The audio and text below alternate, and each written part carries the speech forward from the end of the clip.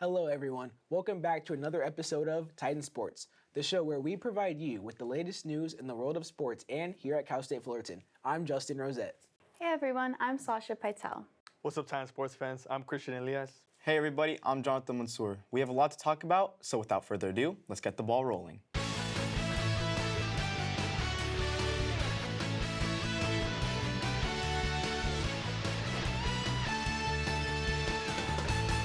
Kicking things off, Christian and Justin had the opportunity to interview Ketesia Hall, the senior star middle blocker with Titans volleyball. Take it away, gentlemen. Thanks, Jonathan. It is our pleasure to welcome Ketesia Hall into the studio. Ketesia, thank you for being here today. Thank you. So for the first question I want to ask, coming into this year's team, you and your teammate Maya Tillman are the only returners from last year's team. How has it felt this year to kind of take a leadership role and help all the new players? It feels like really good to be in a position where like I can help lead those where I've been in the same position where I've needed help, where I've had questions and like I needed guidance. And so now I could be that person like to help these like all these freshmen and all these transfers to like guide. Yeah, and you mentioned you want to be a big responsibility to this team, and you are one of the leaders on this offense. Do you feel like any sort of pressure being one of those leaders? Yeah, in the beginning I felt like a lot of pressure, but like as I've grown closer with the team, like I know that I can rely on them. So if I have an off day, they'll like help me and lift me up. So it's like not as big of a burden for me. And you mentioned growing closer with the team and that kind of helping you as a player. You have a new coaching staff, completely new coaching staff, and mostly new teammates. So how has that felt having a new coaching staff, and how has your relationship been like with Coach Cannon? I think from like the get-go, like in the spring when she came in, it was like automatically good vibes. And then when she brought the assistant coaches in, it was really good too. And like we've only grown closer to the coaches, and like you can see that they genuinely care for us. So it's like it makes it easier to like be on this team and like just relax, and like we could just like focus on volleyball and not like any stress from like the coaches, because we know they have our backs. Yeah. And I've spoken to Coach Cannon a couple of times now, and she keeps talking about how you guys are so strong in belief and knowing you guys can win. So how is it, I guess, just having a coach that is so confident in you guys, and what does she try to instill in you guys when it comes to belief and confidence? We've had a lot of meetings about belief, and like I feel like it really shows. Like our team, like when we believe in something, like it's hard to not tell us we can't do it anymore. Like if we think we're gonna win, then you can't tell us we can't, because we think, and like it's so instilled in our mind. It's like it only makes us more competitive. I had the pleasure of being at the UC San Diego game, and it was very electric, very loud in there. How was that for you, being in that sort of environment, and how did it feel to get that first conference win since 2023? It felt great, especially with like a new team and new coaching staff. It just felt like we accomplished something that was like bigger than us, and like we could like from that moment, like we knew like, okay, yeah, we're gonna do great this season. And so it was just like a really like a relief, like a weight off my shoulders, kind of like it was like all the hard work and like the dedication that we put in the preseason, like it led up to that moment. And then going past the game, right, with your chemistry with your teammates and the coaches, how have they helped you personally? They've helped me a lot with like just like the little things, like my mental and like my academics and like volleyball itself, and like they've helped me like to see who I am as a person, like who I really am. And so it's like it's really like nice to know that I have coaches like that actually care about me and like that'll stand by me. So. And I wanted to take things back just a little bit. In 2022, as a freshman, you suffered a season-ending leg injury, and since then, obviously, you battled back to become a key piece of this team and a leader. What is it that, through that time, kept you motivated and kept you going? I think my love for the sport. Like, I hurt myself, and I knew I would be out for a long time, but I didn't want to give up because this is what I want to do, and this is what I wanted to fight for. So. Yeah, and then speaking on your leg injury, did you ever think there was like a time in your life that maybe this this injury could have hindered you from your success now? Yeah, a lot in the beginning of my injury. Like after surgery, it was like really hard to believe I could get back into it, but I had a really good support like system, so it like brought my confidence back up, and it's like now if I have another injury, there's like no way I won't ever think that again. And for my final question, I want to ask simply, what are some of your individual goals, but also team goals for the season? Individually, I just want to be as consistent as I can be on and off the court. And then for team goals, I want to be, well, for team goals, we want to win Big West. So I think that's the main one, but also like continue to fight as a team and like lead as a team, and yeah. And then for my final question, you are one of the seniors on the team. What is the message that you want to send to lower classmen once your time finally wraps up here at CSUF? I think keep being the leaders that you guys are. Like, you guys are young, but you guys have so much value that you bring to the team, and if you don't see that, like, I obviously see that. So like, just keep being yourself and keep being like growing into the leaders like I know you guys will be. All right. Thank you so much for joining us, Ketesia. Thank you for your answers, and best of luck with the rest of the season. Thank you. Thank you.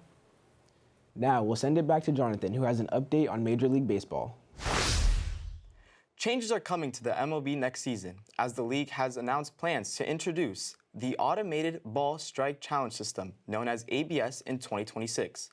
Batters, pitchers, and catchers will be the only players allowed to challenge pitches. Players will signal for a challenge by tapping their helmet or hat right after the umpire's call. Each team will get 2 challenges, but successful challenges are retained. The only exception would be if a game goes into extra innings, where a team will be awarded 1 challenge in each extra inning if they have none left. The new technology offers a real-time visual breakdown of the ball's movement from the mound to the respective location of the batter's strike zone, using a set of hawk-eye cameras around the stadium. The top of the zone will be measured at 53.3% of the batter's height, and the bottom of the zone will be measured at 27% of the batter's height. The ABS system has already been tested in games this year, including over half of spring training games and the All-Star game. It has also been used in the minor leagues since 2019. Personally, guys, I'm a big fan of this system coming to the MLB. What are your guys' thoughts? For me, I think this is scary for MLB fans because it is accurate, right? Like, you're going to be able to challenge plays and see if the ball was in the strike zone. It's going to be like very clear. Either it was a strike or it wasn't. But for the fun of the game, I feel like this is taking one step closer towards like robot umpires replacing the actual umpires, because if this works very well like it has in the minor leagues and you're able to tell right away, then why not just do that for every pitch and just have every pitch be decided by a robot, So I think as a fan, having the umpire there, being able to yell at the umpires as a fan, it's all a part of the experience. So if this goes too well, and this could segue and keep leading into a couple years, robot umpires taking over for good, which kind of takes away from the game as a fan. But for the play itself, it'll be a good thing next year. Yeah, I mean, robot umpires would be like crazy, but I think their goal is to just eliminate human error more. Because as we know, it's not unusual for umpires to make these incorrect calls. These balls are coming at them with 90 miles per hour speeds almost. So I feel like players and teams won't feel like they're at a disadvantage due to this inconsistent umpiring. And it can also speed up the game by cutting down these like arguments over strike zone calls too. So. Yeah, and I want to touch upon your point with like eliminating the human errors. I mean, usually umpires get about 94% of the calls correct. Early in 2025, the statistic dropped down to just 88% of correct calls being made, which is pretty a lot. I mean, to you may seem like 88%, it's still very, very high, but in a game of baseball, it is really, really low. And then when you're looking more into the errors, since 2018, I mean, 34,246 incorrect calls have been made. So I will have to agree with Jonathan on this one. I do believe this is going to be a great step into baseball, where we're finally going to get the correct calls and stay away from these human errors. Yeah, to kind of just quickly touch on what you and Sasha both said, player challenges in spring training, they had an overturn rate at 52.2%. So over 50% of calls were getting overturned based off the umpire's initial call. So I really think it would be a great addition into MLB next season. I think, like you guys said, eliminating human error is a good thing, but then once that becomes the norm, you're going to want to eliminate the human error 100% and just go with robot umpires. So we'll see how that goes within the next couple years. Major League Baseball playoffs are finally here. Across both leagues, there are some familiar faces with a few newcomers as well. Starting in the National League, the LA Dodgers finished the regular season with a 93-69 record and will be returning to the playoffs for the 13th consecutive season, this time as the number 3 overall seed. They are set to play in the Wild Card Series against the Cincinnati Reds, who clinched the final playoff spot as the number 6 seed on Sunday thanks to a loss from the New York Mets. The winner of this series will move on to face the number 2 seed Philadelphia Phillies, who enter October as one of the hottest teams in baseball. In the other National League Wildcard Series, the number 5 seed San Diego Padres will travel to Wrigley Field and take on the number 4 seed Chicago Cubs. The winner of this will take on the number 1 seeded Milwaukee Brewers. Over in the American League, the Toronto Blue Jays captured the AL East title and the number 1 seed on Sunday. This knocked the New York Yankees down to the number 4 seed, who will now host the Wildcard Series against the number 5 seed and longtime rival Boston Red Sox. The winner of this heated series will have to face the Blue Jays next round. In the American League Central, the Cleveland Guardians edged out the Detroit Tigers for the division and the number 3 seed on Sunday. The Tigers are now the number 6 seed and will travel to Cleveland for a playoff rematch. The winner of this series will take on the number 2 seed Seattle Mariners, who, against all odds, clinched the AL West division for the first time since 2001. One of the biggest surprises, however, was the Houston Astros missing the postseason for the first time since 2016. With divisions being decided on tiebreakers and wildcard matchups packed with rivals, this year's playoff field looks more unpredictable than ever. The road to the World Series begins tonight. So, guys, obviously a lot to unpack there, but the MLB playoffs are back, one of the biggest times of the year for MLB fans. So, and Sasha, I'll come to you first on this one. Simply, what are you looking forward to? What matchup are you looking forward to in this year's playoffs? I'm definitely looking forward to the Yankees and the Red Sox because they have their rival history. There's a lot at stake here. And with the Yankees, they've had a lineup that's been performing hot at all the right times this season. Their big hitters like Aaron Judge, Giancarlo Stanton, Anthony Volpe can completely change a series. So I'll be looking to see if their pitching can perform under this playoff pressure because that can really swing their game this season. Yeah, and I want to touch up to you on that, on the Red Sox. It's really going to be a great one to see. But, when you're looking on the Red Sox side, Roman Anthony, right? With the strain oblique, that's still questions to rise whether or not, if that's going to hinder him, right? But when you look at the statistics when he starts with the Red Sox are 44-27 with him and 45-46 without him. So depending how that oblique injury is going to deal once the series does come apart, it's going to be very huge for the Yankees. And I know you, Justin, you're a big Yankees fan, and I know you're probably hoping for that as well. I am. Well, let's hear Jonathan first before I get into it. Yeah, I'll let you guys handle the Red Sox versus Yankees. I'm going to kind of jump to the Tigers versus Guardians. Currently, it's a 1-1 ball game. It's Tarek Skubal. He's on the bump, the Cy Young favorite and last year's winner. And I'm just intrigued because the Tigers really fumbled this home field advantage. From July to September, they had a 15.5 game division lead in July, and their record in July to September was 34-43, while the Guardians, they got hot 48-32, and they just beat the Guardians just beat the Tigers 6 games out of the last 9 games. So that's very interesting. I really think they need to win today for the Tigers just to even have a chance in this series, which I kind of think they will. But what do you have to say about the Red Sox and Yankees? I'm kind of intrigued. I'm very hopeful. As a Yankee fan, I think we played the Red Sox a couple weeks ago and beat them in that series. So going into this series, also, we have Captain America on our team. Aaron Judge is going to be leading the team next year. He's 179 hits, 53 home runs. He led the league in batting average for the first time. He had an amazing year. Should win the MVP. It's either going to be him or Cal Raleigh. We'll see. But overall, Judge had an amazing year. I'm looking forward to see what they can do tonight and hopefully get back to World Series, hopefully beat the Dodgers this time. But speaking of the Dodgers, I want to touch on that a little bit as well because the Dodgers are going to be taking on the Reds. And we know that the Dodgers have had, before last year, had tendencies to kind of play down to the level of competition in the playoffs. And so, Christian, as a Dodger fan, how are you feeling about this year's team coming into the series against the Reds? Yeah, so obviously the biggest question for the Dodgers was obviously their bullpen. It's looking to improve, but it's still not anything good. They finished the season north of 5.00 ERA, which was 26 in the league there too. When you have guys like, you have Shohei, you have Freddie Freeman, and then you have Mookie Betts who do well in October, but it's really going to rely on the pitch and the bullpen to whether or not they're going to step up, because I do believe that is going to be the answer to this series coming into with the Reds. I feel like the Reds are really playing with house money here because they weren't supposed to be here. They snuck in after the Mets collapse, and now they've just got nothing to lose. So I feel like that type of freedom really makes them a dangerous competitor. And if their young hitters can pressure early, we might see the Dodgers sweat just a little, which is a tough call to say due to their experience. But I just think that'll make for an even better game. Yeah, and with the Reds, I mean, I think people are overlooking the Reds a lot, especially when you got Hunter Green pitching. I mean, he was doing phenomenal in the last couple of games there, too. I mean, against the Cubs, he allowed 1 hit, 9 strikeouts in 7 innings. And then 1 hit, 12 strikeouts against the Mets. So, obviously, he's been doing really well with the Reds and the pitching when it really needs to be. They're really getting overlooked at against this very great Dodgers team. But like I said, once again, it's going to rely on that bullpen, whether or not they can close out the pitching and if Hunter Green can get it going early on. I don't know. I'm kind of getting similarities to 2023 when the Dodgers played against the D-backs. I mean, they kind of caught them off guard, but the Dodgers are coming in hot. They've won 5 in a row. They're 8-10 in their last 10. They're 8-2, in their last 10 games. So it should be an interesting series. But by the way, real quick, Cubs-Padres, that's going to be the wild card series in the first round. Definitely the Cubs' first time back in the playoffs for a while, so it'll be exciting. Yeah, I'll be keeping an eye on Seiya Suzuki for the Cubs because he just had an amazing week with 5 home runs and 12 RBIs. So I feel like he's the kind of bat that can definitely change the short series.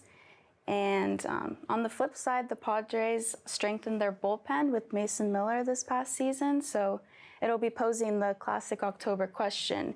Will the hot hitter carry his team or will the arms win out? So that's the story I'll be following for San Diego and Chicago. After both securing comeback wins last week, the Tampa Bay Buccaneers hosted the Philadelphia Eagles in an undefeated thriller. Coming to this game, the Bucs had gone 4-1 in their last 5 matchups against the Eagles. The Eagles' special teams continued to show out as they blocked another punt early in the first quarter and returned it for a touchdown to give the Eagles an early 7-0 lead.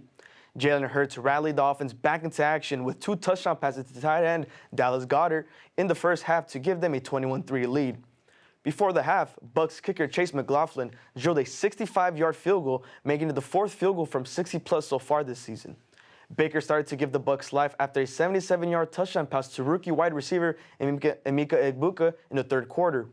The Eagles shortly answered with a fake tush push that ended up being a Saquon Barkley touchdown to get the Eagles up 31-13.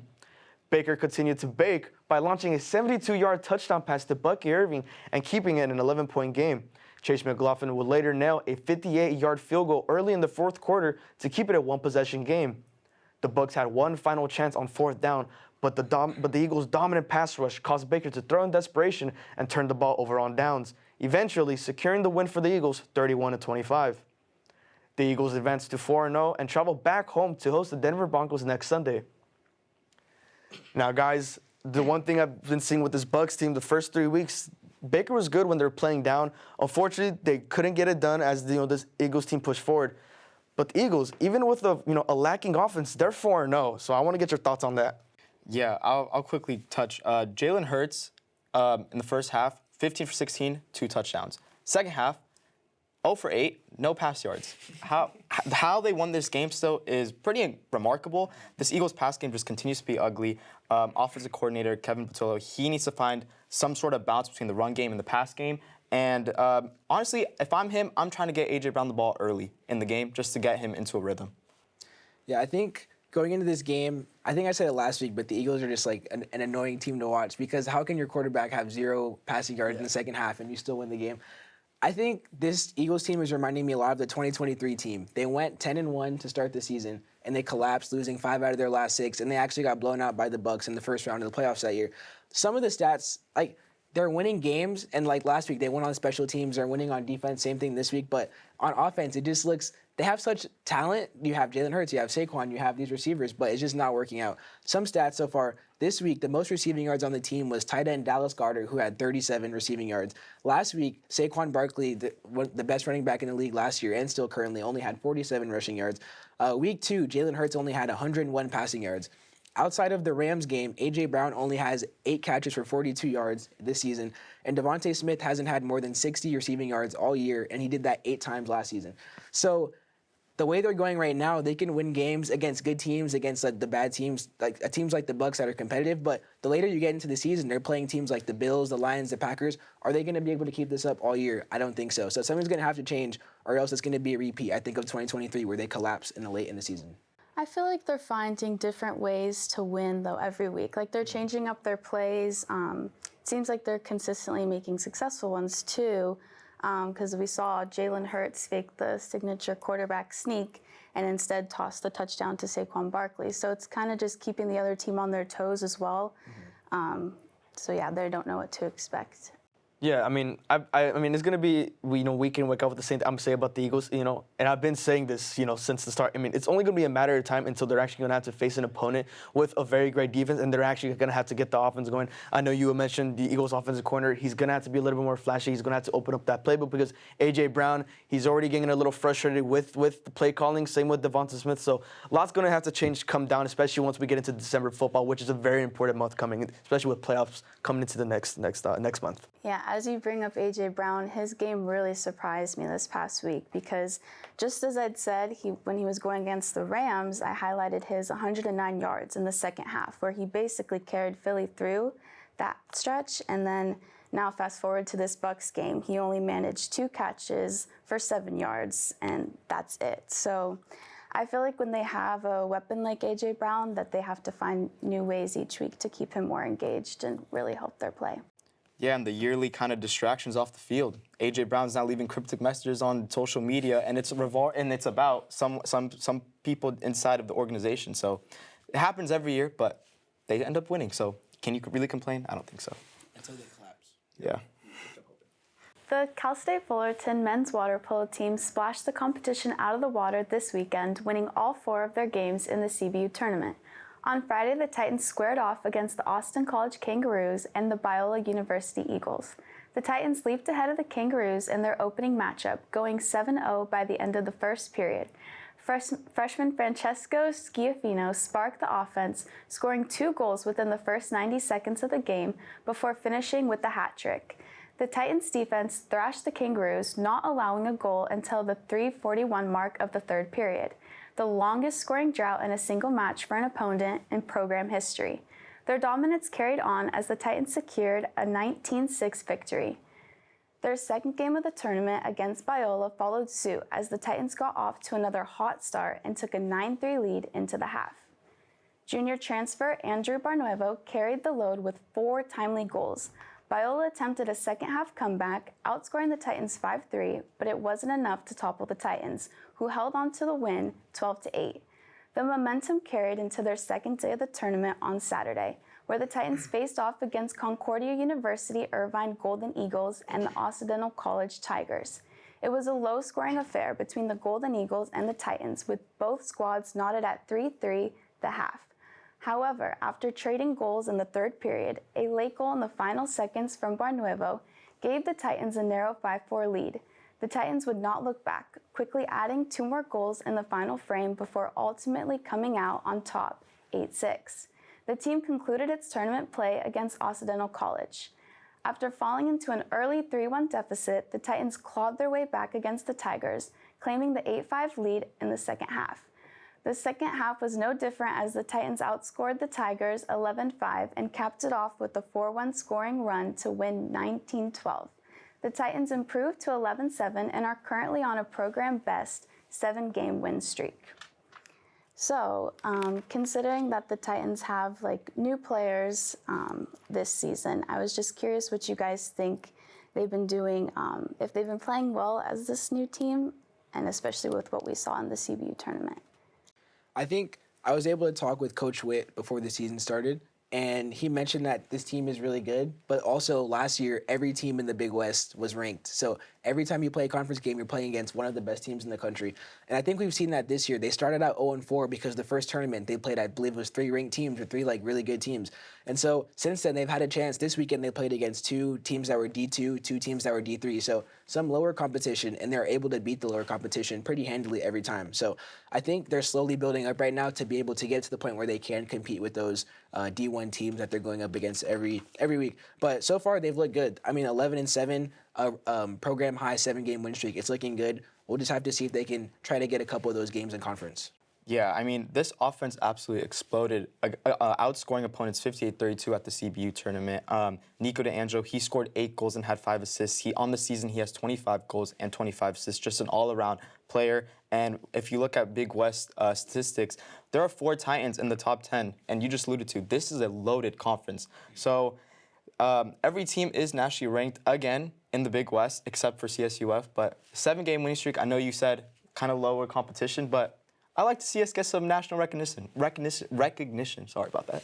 Yeah, and I know back to what Justin was saying against these ranked teams. I mean, they've been playing very great against these ranked teams, just losing with just like either by 1 goal or just a couple. But they're playing with heart and they're playing very aggressive, especially on their offense. I mean, you have 10 players on this team with double-digit goals. I mean, Andrew Barnuevo, who's a pure scorer, leads the team with 37 goals. And then you got playmakers like Nico D'Angelo and Ethan McLeod, Jacob Hatch, who all surpassed more than 20 goals, and then all these assists all around. Like, they have the offense there too, but one of the big issues now coming in when you're close to conference play, only 5 more games before conference play, and they're going to open up with Long Beach, Davis, and Irvine, which are going to be very, very tough competitions. That's where I think their defense needs to really lock in, because the past couple of games, and I had the opportunity to interview Coach Witt, these very close games, especially one of the recent ones with Cal Lutheran, where it should not have been a close game whatsoever. I mean, I was there, I was watching. It was a little defensive letdown, but the offense, we know it can get going, but it all depends if the defense can stay down and be locked down.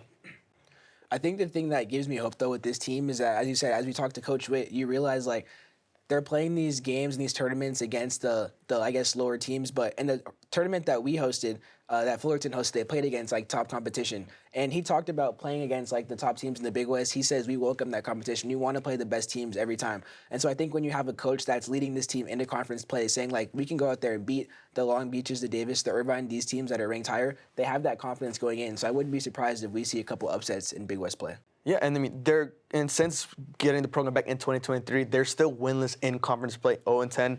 I think that's going to be subject to change once conference play actually comes to play. I have very high hopes in this team. Yeah, definitely. And the Titans will keep preparing for their upcoming games against McKendree and Mount St. Mary, and they're hoping to have a successful sweep just as they did last season as well.